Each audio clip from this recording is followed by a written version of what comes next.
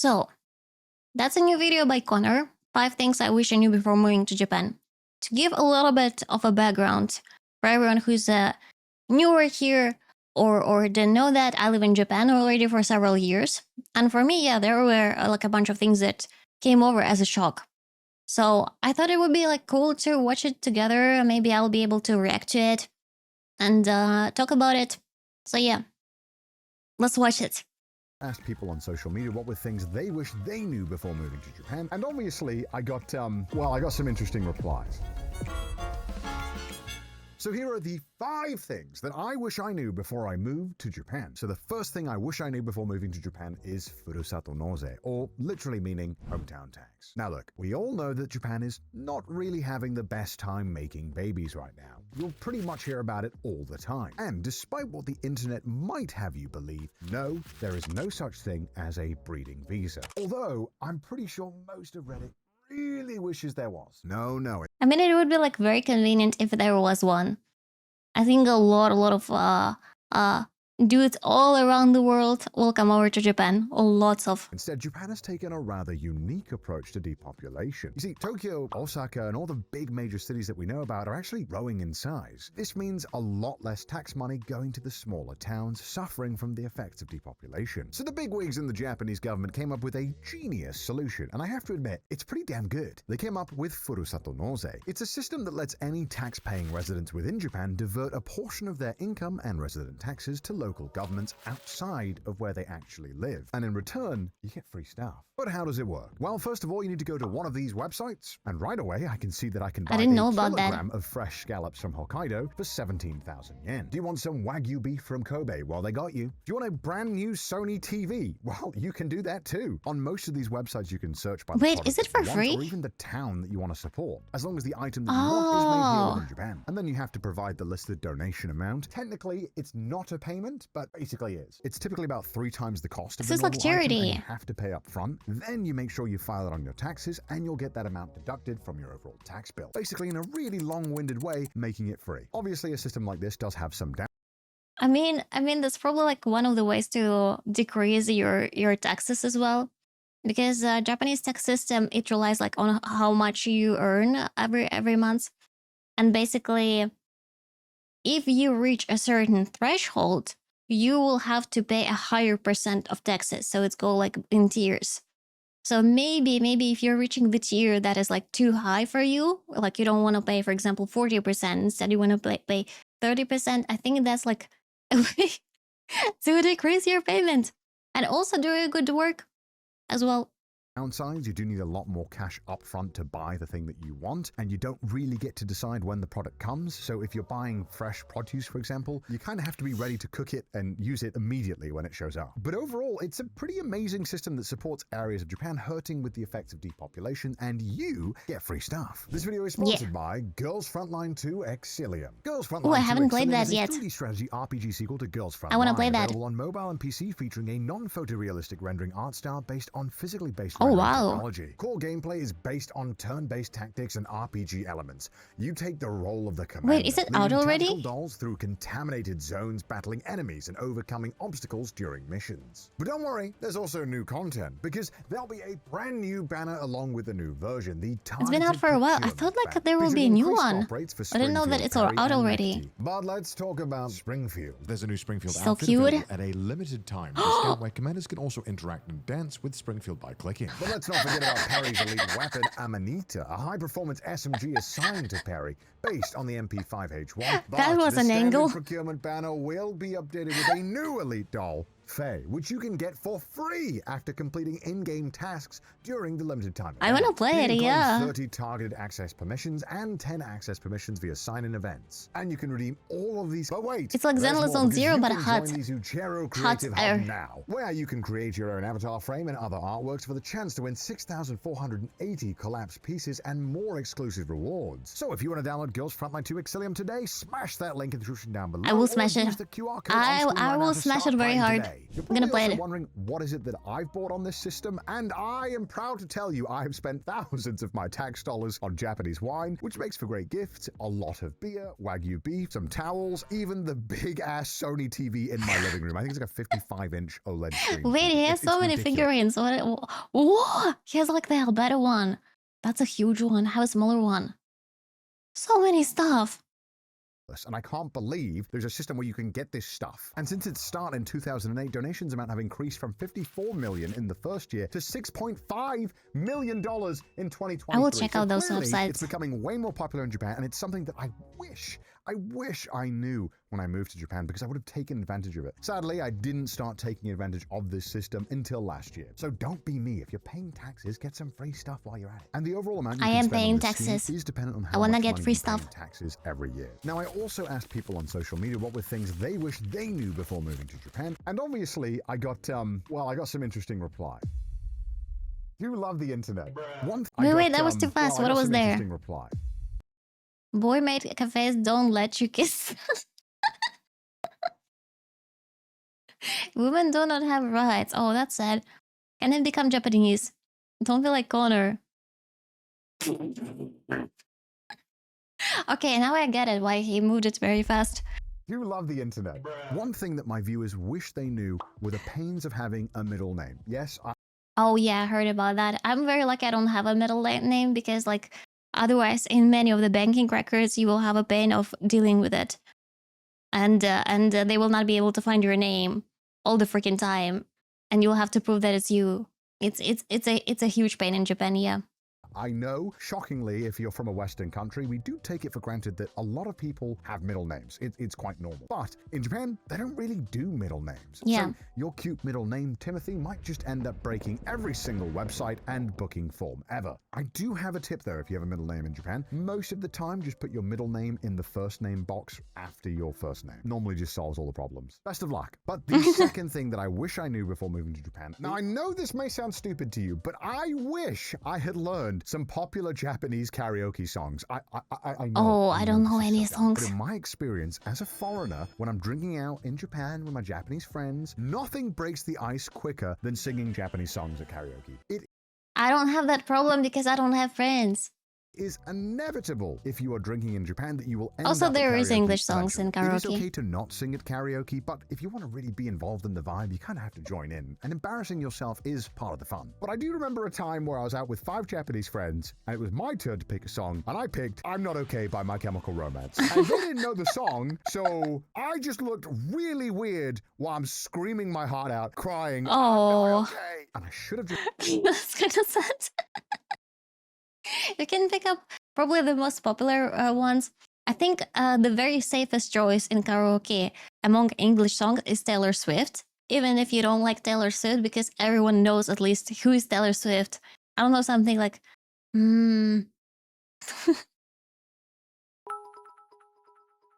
Friendless tax. Thank you for supporting me. Thank you, Broken Axels, for the videos. Taylor Swift, but I'm not sure like which song would I pick. Probably like any song that would be at the top of Taylor Swift, and just like try to wing it even if I don't know it. What other songs? Like anything that is probably popular on TikTok, because you will hear it anyway in the city. Like for example, right now, Don't Cancel Me, Sabrina Carpenter is pretty popular. So I think like if you sing something from her songs, it will be fine. But if you're going with someone like who is super old, they probably will not know that. So yeah, he's probably right now that I'm thinking about it, because whenever I went to karaoke once in a maid cafe, and the girls in there, they knew all the popular songs. So yeah, but with the older generation, it will be pretty tough. learned a bloody Doraemon song and made my life easier. Oftentimes, in making friends with new Japanese people, there's a bit of an icebreaker situation that we have to get over, and knowing a Japanese song off by heart that they'll all know often breaks that ice pretty quickly and gets the conversation flowing. I think weirdly, it just helps show an understanding of Japanese pop culture, as there's no quicker way to become friends with someone than bonding over shared media. And to That's a good illustrate this one. I point, have to don't do that think there's too. any age group in Japan that doesn't know Cruel Angel Thesis from Beatles, Evangelion. I don't think they Every know single Beatles. Maybe person like the knows older this ones. song in Japan, and if you could sing it, I think it'll help make those awkward Like Yellow situations a Submarine. little bit more fun. But enough about me, what are some amazing suggestions from our viewers? A couple of people pointed out about Sanara Sales. For all the foreigners that want to come to Japan, there's also a bunch that want to leave, and they have a ton of furniture that they need to get rid of. And so that's where the wonderful Sayonara Sale comes in. Oftentimes on Craigslist, Reddit, or other websites, you can find entire apartments of furniture for dirt cheap. People just need Wait, I didn't know that. I would look at Facebook Marketplace. to get rid of it because they're leaving soon. So if you're planning to Damn, move I to should Japan have soon, thought make sure to about look that out for these sales sooner. online, and you might be able to get a couple of good deals. But make sure you don't get a fridge with cockroaches in it, like I did. I paid $100 for a used fridge, and it had cockroaches on it. And I'm still Ew. over it. So don't do what I did. Please just look for the Is he using it? roaches. Moving on. And the third thing on my I think he was list of things that traumatized. I wish I knew before I moved to Japan is reading the air, or in Japanese, Kuki or Yomu. Now, if you're into watching a lot of content about Japan, you've probably already heard this phrase before, and I had No. too, but I didn't really understand it until I got here. Kuki or Yomu is a very Japanese cultural concept, and while it literally translates to Let's see what it says. I never heard it. Understanding the situation without words or sensing someone's feelings is a very important concept of understanding Japanese culture. The literal meaning is reading air. reading the air, it actually is a bit deeper than that and has a lot more nuance. Sometimes people can also refer to it as taking the hint, but I feel like that's kind of not doing the phrase justice. Now, confrontation in Japan is not really the go-to way of solving problems. I think I understand. It's basically like try to mind your own business and not bother other people, I think. Often they prefer to do what we refer to as beating around the bush. And it can feel really frustrating to kind of learn this concept when you first move to Japan. But being able to read the air in Japan is absolutely key and fundamental to living in Japan and having a good time. There was a I think if you are a shy person, you would probably not have that issue because you'll be beating around the bush already. Like when I started living in Japan, for me, it was extremely comfortable because majority of everyone around me was like me. And was also like very, very shy, very, very polite, and not very bothering. And I was like, oh my God, I'm in heaven. This is so amazing.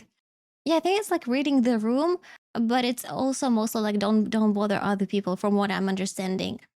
Yes, because I think this concept should be in comparison to other countries. Like I have friends in Australia, and they said that in Australia everyone can come up to everybody and become like friends instantly with them and like start talking to them. In Japan, that is not very common. In Tokyo, in the cities outside of Tokyo, people are much more friendlier and they would want to chat and like get to know foreigners and make friends with foreigners.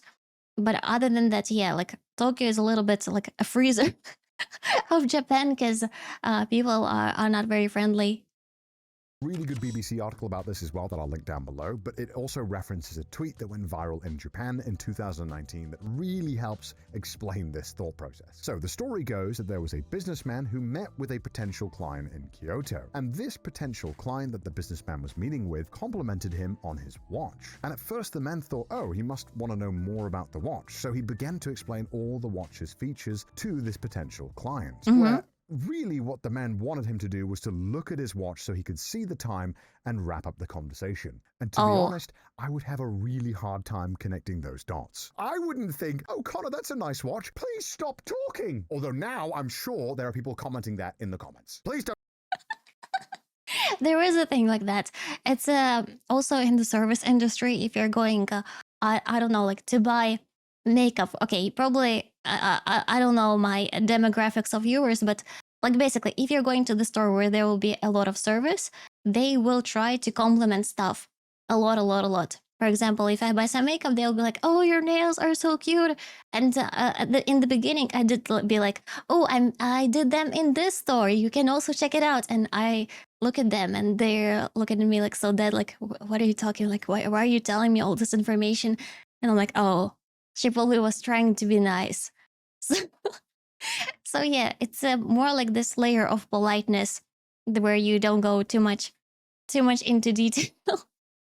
And comment there. Obviously, in most Western countries, I would be like, oh, look at the time. Hey, it's 12:30. I gotta bounce. And that wouldn't really be considered rude. But in Japan, this man's thought process is, hey, I'll offer this guy a compliment by saying, hey, your watch looks really nice. Thus, making the man look at the watch, be aware of the time that is passing and the amount of time that he is using up, hopefully then pressuring him into getting the hint and wrapping it up. Although, even in this scenario, a lot of Japanese people were kind of confused by this. And honestly, at first, it was a bit of a culture shock to get used to this. Although, I do think that culture shock isn't the right word at times. I think maybe like the growing pains of expanding my worldview. Whenever I'm filming in Japan, for example, I always have to ask for permission. There is no kind of whoopsie situation. In Western countries, we often have this mentality of it's better to ask for forgiveness than ask for permission. And we generally have more room to mess up in Western culture. And look, I'm not saying either way is better than the other, but this non-confrontational approach works in Japan. There's also a fantastic video on this exact topic by Dogen, which I'll link down below. Highly recommend it, as his insight is so much better than mine on this topic and really. Oh, by the way, this dude, I heard from several Japanese teachers that he has perfect Japanese pronunciation. Like absolutely like native speaker type of pronunciation in Japanese. So if you're learning Japanese at the moment, maybe check out his channel to find out more and maybe like, practice while watching his videos. Helps explain this kind of cultural difference. And to steal from what Dogen says and kind of summarize a little bit, but please go watch the video, it's amazing. Throughout Japan's basically entire history, it has been faced with a potential world-ending disaster one after the other. And people need to stay calm and collected when facing this common aspect of Japanese life. And Japanese people have just developed a way to prioritize the group over the individual to get through these tragic events. And it's only really recently where I felt I've really truly begun to understand this. So when you find yourself in Japan next, hopefully you'll be a bit more conscious about reading the air. And before I tell you number 4, let's go back to the viewers to see what they also wish they knew. So here are some very fast tips. Get used to using the app Line. Everyone in Japan uses it to communicate, and no other apps are really popular. Absolutely. It's like WhatsApp with extra features. So whenever you're making any new friends, you would just share with them your line code and you will like befriend them, and it's going to be your messenger of choice. Plus, whenever you want to know any discounts from the store, you will also connect to their page in Line to be updated with any new deals. I don't know, like some promotions. So I only use it for communication because otherwise I have like so much spam right now. I have probably like 50 channels with different discounts and promotions that I don't even know those stores. I have no idea. They just added it. So yeah. 写真大丈夫か If you want a picture, 写真を撮ってもいいですか But I think 写真大丈夫か is also okay. I think like with pictures, it's more okay. Because like, for example, I take pictures in store a lot. If I don't understand stuff, I use the translator. Yeah, and I like put a phone and translate it with my Google Translator, for example. So I take a picture. And only once there was a dude who wasn't even working in the store who came up to me like, why are you taking pictures? There was no his face, nothing. It was, the camera was looking into the ground while I was like taking a picture of the ingredients of the stuff. And I was like, I don't know how to read kanji. And he was so disappointed because I think he was like trying to make, a scene that is like the pictures are not allowed in the store, but yeah, and he like stormed off immediately. It was pretty funny. Yeah, but with the video, I think it's better to ask permission, and I see that many content creators, they're just like filming everything and they don't care about stuff. But if you're nice and the employees are also nice, you can ask permissions and they can even be featured in your videos, which I think is better approach. So download Line. Learn some little tidbits about different areas in Japan, because if you're in a conversation with someone, people are often very proud of where they're from in Japan. Yes, and that's if you know true. a little bit about where they're from, they're going to really appreciate it. And lastly, when you're booking a bullet train, some bullet train stations are not the main station in the city, and sometimes they're really far out. For example, if you're going on the bullet train from Tokyo all the way up north to Aomori or Hakodate, those bullet train stations, Shin Aomori and Shin Hakodate, are pretty far outside the town, so just make sure to keep that in mind. But next up, the fourth thing that I wish I knew before moving to Japan. Now, I know you have all heard this complaint before, but it is a real one, and it is a truly terrifying aspect of Japanese culture that I wish I had prepared myself for more. It is the endless bureaucracy and forms. It never ends, okay? Yes. Anyone who has tried to open a bank in Japan... Oh, he went to Mizo. I also have Mizo bank account. By the way, this is one of the better ones because they have English service, or so they say on the website. In truth, they don't have any English service, but at least they will take you in, because like you can come over there if you have any issue and they will take you in and like resolve this issue, because my card got blocked many times because yeah, I play gacha games. So so basically, in other banks, will if you will try to open a bank account, you will have to make an appointment a month in advance. And it's not only for foreigners; if it's also like for people who live in there, which is pretty horrible, right? For example, if you have an issue and you really need to open a bank account, nope, you will have to wait a month. And sometimes they will say that they have too many people, and they will say like, "Oh, come back in one more month again." So I was able to open a bank account probably like after living half a year in Japan or something. It was a pretty long time, and it was a huge disaster. But yeah, Mizuho is one of the like more flexible ones. Tell you that they have experienced true pain, okay? It's bad. It's really bad. But honestly, Yes. it could have been made a lot easier if I did just a little bit more research before I actually Oh. arrived in Japan. So if I'd prepared by knowing what forms and processes to do in the right order, it would have saved me a lot of time and headaches. For example, obviously, I'm addicted to being on the internet. So the first thing I did when I moved to Japan was go to the internet company to get my internet installed in my brand new apartment. So as you can imagine, wide-eyed Connor signing my first contract in Japan. I need a Hanko. I just wasted an hour of my time sitting here, and I didn't know I needed a Hanko to get this. Yes. Some companies still require you to get a personalized Hanko I have made also when you that. sign contracts. So I had to go and get my stamp. And once I'd finally gotten my stamp, That's true. Mizuho also requires stamp. And you need to have a stamp, your Hanko with your name, and you also need to register it. Otherwise, it's not working. I went back to the internet company, wide-eyed once again, ready to sign this. What's this? I need a phone number. And you might be thinking, well, it's okay, I've got a foreign mobile number that can reach me. Oh, No, phone no, number. it can't be a foreign mobile number. It has to be a Japanese one. So I went to go and get my phone number. What? I need a bank? I thought Yes. my foreign bank would be fine, but okay. You need a bank account to open to get like a phone number, and you need a phone number to open a bank account. That's like a pretty horrible loop. There is a way out. There are mobile companies for foreigners who open you like a mobile phone, which costs insane amount of money. It costs, I think, like twice as much as a normal one, but at least you can finally have like a mobile phone, and you can even register it to the hotel or wherever you're living at the moment.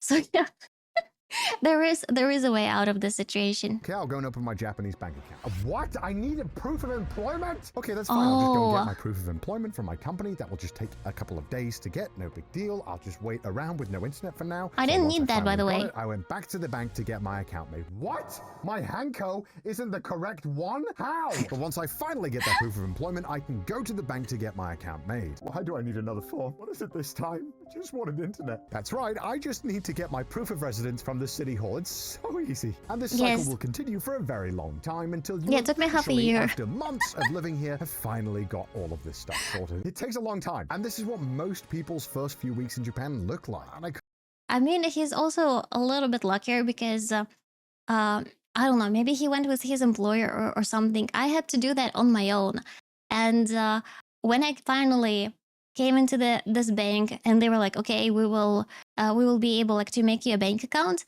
but since you are not fluent in Japanese, you have to bring a Japanese friend to be with you. So I have to find a Japanese friend, bring them in, and they would speak exclusively with this Japanese friend, even if I understood the words, and I would be replying. They didn't care. They didn't care. They were just talking to the Japanese person.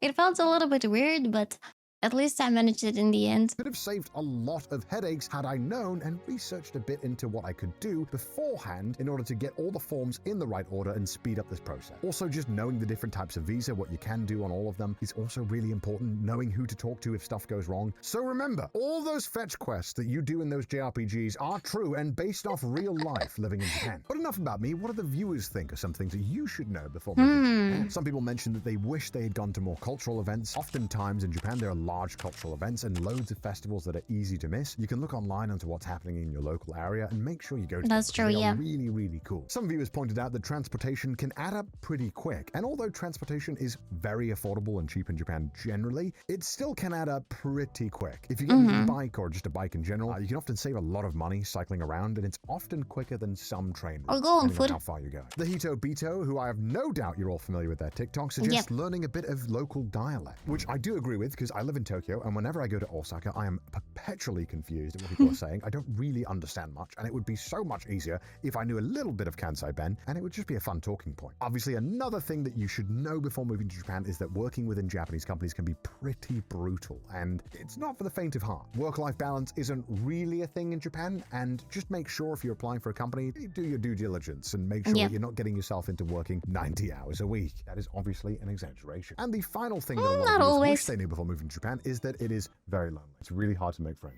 Yes, that Don't is worry, true. just put yourself out there and you'll make a lot of friends, right?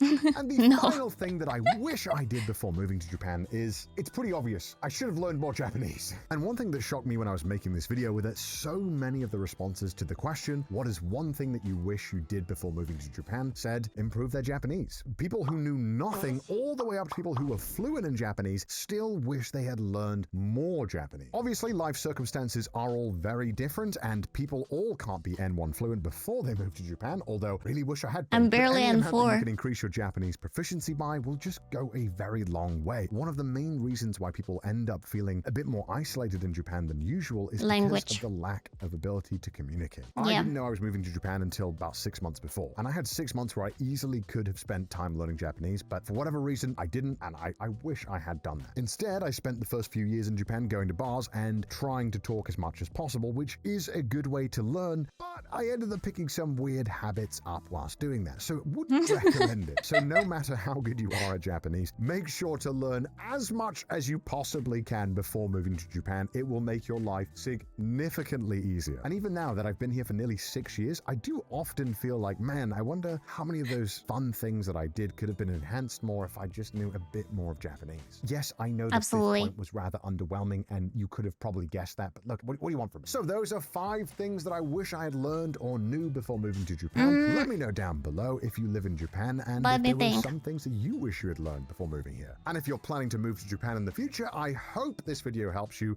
on your journey. And obviously, consider subscribing and hitting that like button if you haven't already. Appreciate you guys. I'll see you guys soon. Bye! Well, first of all, amazing video. Like, he covered so many points. I think in my case, probably what was like a huge shock was summers in Japan. I heard that they were hot, but I didn't expect them to be that level of hotness. So, I mean, it's something that you can easily get used to, but I still wish I learned a little bit earlier on, like to get a UV coverage, always use any UV sprays, have UV protected clothes, have an umbrella from the sun, also have like some cooling sprays, cooling napkins, everything that cools you, because otherwise it's pretty harsh to survive from July till September. Yeah. And another point is probably food, because I think food and overall, like Japan, I think many people who come over to Japan, they get disappointed because they're expecting like this super futuristic country that is like very high tech with so many things in it and like amazing food. Everyone eats sushi in there, sushi rolls. And then they come over here and they see that it's a little bit different.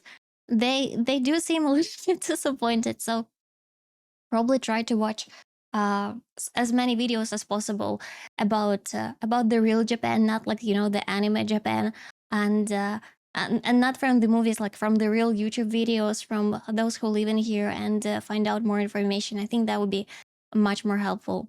Yeah, but other than that, I agree with everything he said. That's absolutely true. So yeah. I'm really conflicted about moving to Japan. I don't know, but why? But I have a huge fear. I think moving anywhere is pretty overwhelming. So yeah. By the way, what made you decide to move to Japan? I didn't decide. I just got there here. Like I didn't have any choice. It's basically like whoop, and I'm here. Step 1: when going to Japan, I have a Japanese friend. Me, if lives. That's a good point. You need to have at least someone who speaks Japanese, who you know in your surrounding, like anyone. It does help a lot, a lot, a lot. There is like a huge advantage to that because you can ask about the local things. They can help you out if you need to go to a bank to get a rent. Another thing, we couldn't rent any place because they didn't want to talk to foreigners. So my roommate found Japanese friends who helped us to talk to like the person who was renting the place out. And only then they agreed. Like the contract is in our name, but they only communicated with the Japanese person. So yeah, again, like pretty similar. Hey, thank you so much for watching this video and I hope you enjoyed it. If you want me to do more reactions, please comment down below. And also don't forget to check out Connor's video, put a like, subscribe to his channel if you haven't already. I will put the link in the comments. Thank you. Bye.